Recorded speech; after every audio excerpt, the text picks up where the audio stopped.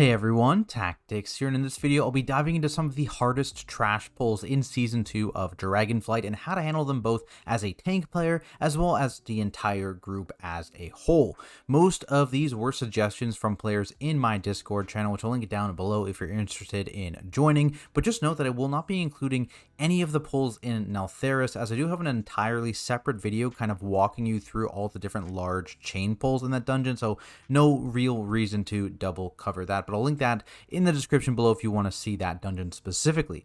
Also be doing a similar video here covering the hardest bosses in Season 2, so leave a comment down below with a boss you'd like to see me cover, and make sure you do subscribe to the channel and turn on notifications so you don't miss when that video gets posted. With that said, let's start out here with one of the tighter timers of Season 2, and that is Vortex Pinnacle, and specifically here, this is the second last trash pack of the dungeon. Very dangerous pull in general. You have the two executors with their AoE stomp. They also have two interrupts. You've got two servants here, which have those sure strike tank busters, which are pretty scary, especially on higher fortified keys because you can't see them coming.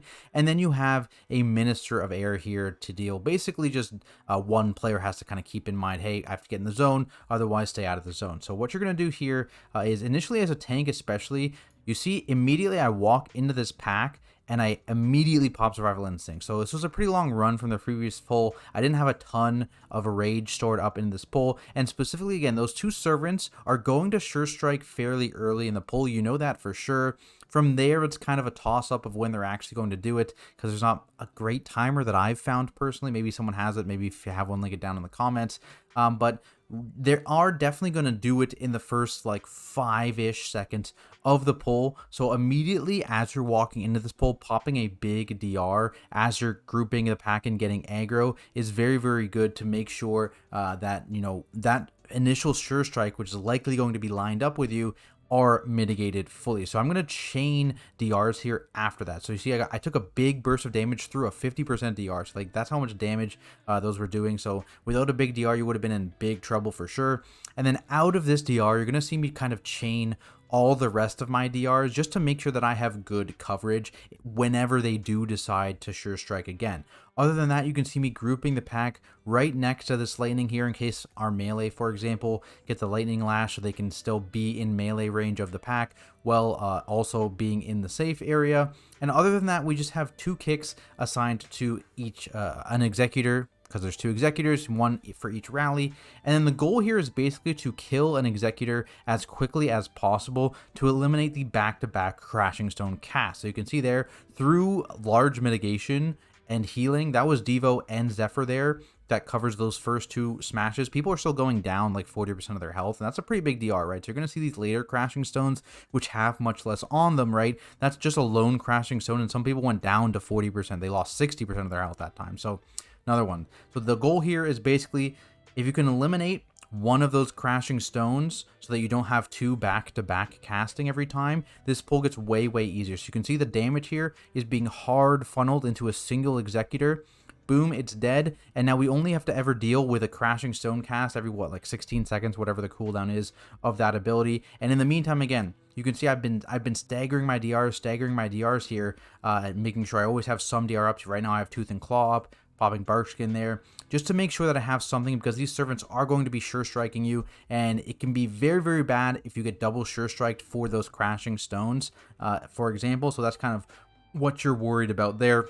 When the minister is left, there's not too much to worry about at this point, because he's definitely the easiest mob. He is the highest HP mob, so technically it is a bigger time save to do more damage to him, but in terms of what's scarier in the pack, it's definitely those AoE mobs, so killing one of them ASAP is a big help for sure.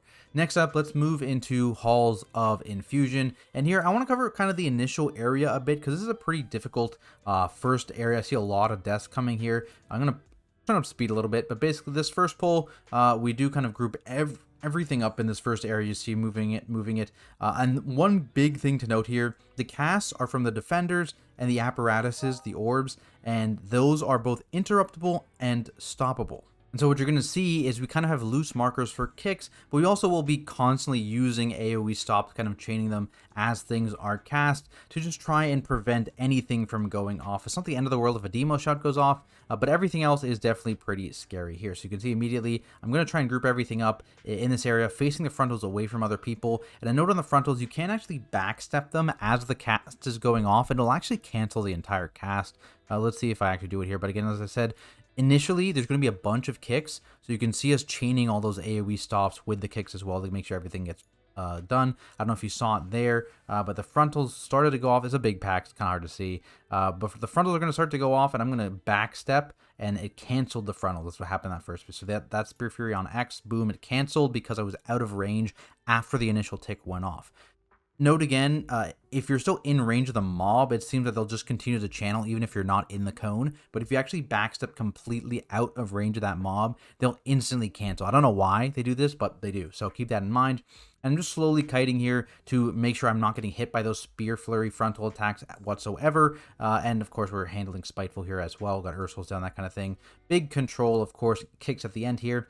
And now the danger in this area is actually all the pulls that have 2 of those containment apparatuses. So they deal random target channel damage. That's the scary part. And when people die, it's usually because 2 apparatuses were in the pull and they channeled on the same person. Look how much damage that just did to our dragon there. 1 apparatus just channeling on them. So if you get double channel, it's an issue. So we waited here because the other thing that happens in a lot of these trash pulls is they count as in combat because they're fighting each other. And so what we'll do is we'll walk into a pull when I have my AoE stop up. So as long as we have an AoE stop up, that's fine. But usually we'll wait until my in-cap roar is up. Then I'll walk into a pull, and usually I can in-cap roar on pull. And I got like, I think 2 casts here right off the bat. So now there's only 1 cast left. And we'll do that pretty much across this entire area because for some reason they just like to instant cast because they count as in combat. So again, keep that in mind. But it's the same deal here. Now we have 2 apparatuses. And so the goal here is basically to kill the old apparatus that we did delay a little bit here because we wanted to, I think, beacon that to get it down a little bit. And then, of course, wait for my in-cap roar to come back. And then we're going to focus it down, kill it, just again to eliminate that and put 1 apparatus in the pack instead of 2. It's exactly kind of like the logic in the Vortex Pinnacle pull. That's what happens when a double channel goes off, by the way. It's very, very scary. Exact same logic, though. You want to try and make sure that the thing that's going to kill you is dead. And in this case, the thing that's going to kill you is 2 orbs channeling on you at the same time. Looking at all AoE stops there to make sure those orbs don't kill people. One of the orbs is dead now. It's a whole lot safer when there's only a single orb. Big single target stuns are also great there. Rotating kidneys, Hodges, anything like that you have available, especially when there's 2 orbs alive, can be very, very useful. And that's kind of the whole play in this entire area, right? Again, so we're going to go in this next pack here. I don't have in-cap roar. I believe someone else probably has something. Or no, I'm going to use Typhoon there on the initial pull. So keep that in mind. And again, same deal, frontals. This is 1 orb. So what we're going to do here is we're going to kill this orb. And as soon as this orb is dead, I'm going to chain pull. You're going to see orbs getting low, orb dies. Now I'm going to begin moving over and we're going to chain pull. That prevents having 2 orbs in this pull entirely. And you still get a decent amount of use out of cleaving all these mobs together without all the danger of having 2 orbs. Continuing on in this area, again, same deal, AoEing, getting these guys down, moving into the next pull here. Again, I believe this is a double containment pull, so again, we're going to be focusing one of these orbs down here. You saw me in-cap roar as soon as we get in there. And we're going to kill an orb, I believe, and then we're going to chain pull again. So you're going to see the orb go down. We might kill both orbs. Yeah, we killed both orbs here. We probably could have just killed the one. Is there an apparatus behind us? There isn't. Yeah, we probably could have just killed the first orb and then chained here. So note that. But again, basically, chaining such that you never chain to a double orb. You're only dealing with 2 orbs whenever the pulls actually have 2 orbs. And you see, I do get clipped by a bunch of bleeds here, and I just pop a couple defensives. I'm an Incarn, and I popped a big DR. So keep that in mind. If you do get hit by bleeds as a tank, just make sure that you do pop something. Otherwise, again, just keeping on top of these kicks/stops and managing the number of orbs. This is another double orb pull coming up here. So again, focusing down an orb. That's pretty much the name of the game. So that's this first area of Halls of Infusion. Let's talk about the Gauntlet at the end here. So this is definitely something that's claimed a lot of lives for sure. So let's speed through this. And so what we do here is we try and use the actual LOSing here for people, but we also have a priest here. So we're going to see is I'm going to come up here, and this is going to be LOSing these waves. You can have the range as well, who might be backing up here on the sides to LOS those as well. I'm not sure if they're going to actually LOS here, if they're just going to be dodging because they can see it from a decent distance here. But basically, I'm using this to LOS, so I don't need to move. We have mind controlled the actual Earthshaker, so the circles make it so we don't need to move. That's very, very useful for this, but not needed. If you didn't have that, basically the tank just couldn't plant here, and you'd have to kind of shimmy back and forth. But mind controlling the Earthshaker basically means we can ignore the circles and just kind of cleave it down on this pillar. So that's a neat little tech there for mind control if you have that at disposal. So this will be perfectly friendly there because the Earthshaker is mind controlled. And we're basically just focusing on the dragon. And then once the dragon is actually dead here, you're going to see us drop the mind control on the Earthshaker and not take it back. Might actually already not be taking it back yet because the dragon's pretty low. So we know this one is real because he wasn't in the mind control. And then I'm going to range this Oceanic Breath. And also note, a nice little tip, you can range all these breaths here. Not very far at all. You saw I didn't even have to do any kind of big move speed thing. I just kind of walked away from it and I did not get hit by it. And I can start moving towards the next area here. Now we do have the Earthshaker usually going to be at higher health to this, but you know, he's 75% health. I'm just going to drag him into the next pull here.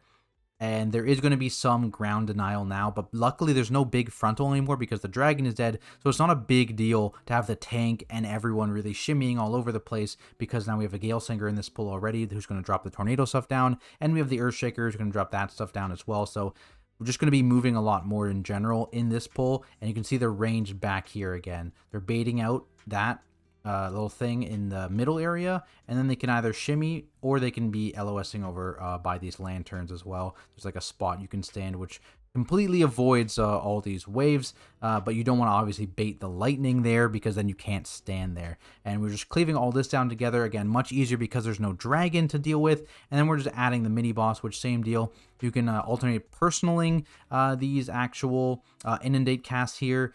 We have cooldowns for inundates, and also in a pinch you can range the inundates as well. It's a 40-yard range. You can just step slightly back out of your range and be just fine. Otherwise, just kind of dancing here, and that's kind of the end of the gauntlet. So hopefully that helps you out.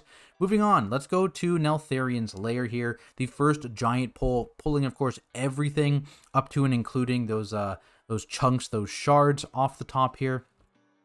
So the big thing is trying to save your big cooldown. So obviously for me, it's incarn. I have a bit of a pre-incarn here, but it's going to end. But you're going to see me kind of hold on using the actual next incarn, the full incarn. Instead, I'm going to use these smaller, shorter cooldown CDs to actually get me through this entire grouping, because the grouping can be quite scary. It's actually, these crawlers are surprisingly deadly because there's so many of them. They actually do melee quite hard. Those are actually kind of the big scary points combined with the actual tank buster, so keep that in mind. The impaling shard, I believe you also have stops on outside of this. Yeah, so there we got Hodge, and we've got basically someone assigned to stop all of those impaling shards to reduce the tank damage a little bit as I go in here. But as you get into this part, that's when you'd want to pop kind of your bigger CDs, you know, like your metas, your like dancing rune weapon, that kind of thing, your sentinel. And this is kind of where you'd want to pop it as you group this Hulk, because you want to try and make it so that you can cover as many of those tank busters as you can. The piercing shards, which is a big frontal, of course, so you're going to see me face them away from where we came in. Big frontal there, and you're going to see defensives basically for this first one is I had Tooth and Claw up there, as well as incarn rolling, and that's kind of the deal here, is we want to try and make sure that we have enough cooldowns to actually cover all of these piercing shard casts, as well as the dot ticks as well. I'll have Barkskin come up halfway through this dot as well to cover that, and I'll pop it pretty close to instantly there to make sure that I am kind of safe and comfy through that. And again, because I delayed my incarn cast, it's going to be up for the first half of this next piercing shard as well. There, that initial hit, which is pretty scary. And then I have kind of the benefits kind of going into the dot. And then these lurkers, that's the other thing you can keep in mind here. So let's rewind a tad bit here.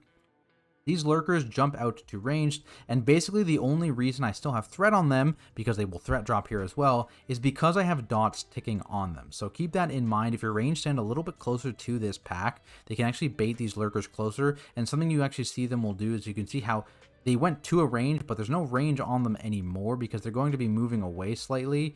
And again, Dot's going out watching as the tank here, making sure they come back to me and not over to a ranged DPS to kind of melee them instead. Just be aware, it's a little annoying. They'll drop threat, but keep that in mind whenever you do see them jump away. Make sure ranged DPS move away from where they actually jumped to you. Ideally, if you can be closer, and other people, you just want to make sure as a tank you're trying to either have dots up on them or taunt them back into you, and from there, just move to the drudges rather, and eventually we'll send the healer down to trigger the boss RP.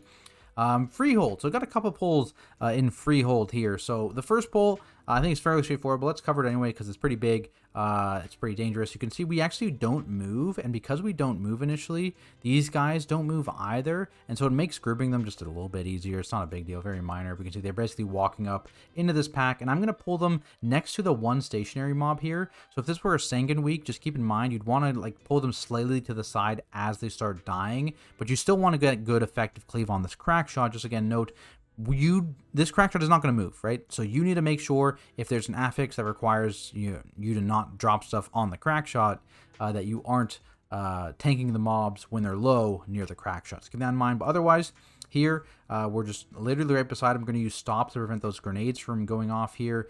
And again, you can see the range kind of fanned out to attempt to bait these poops not on the pack like that. So right off to the side, so we're still safe in this little cubby, me and the other melee. And basically just AoEing this pack down. Again, staying as close to the crack shot as possible, and personals from the group are going to be coming on the Enforcer Screams.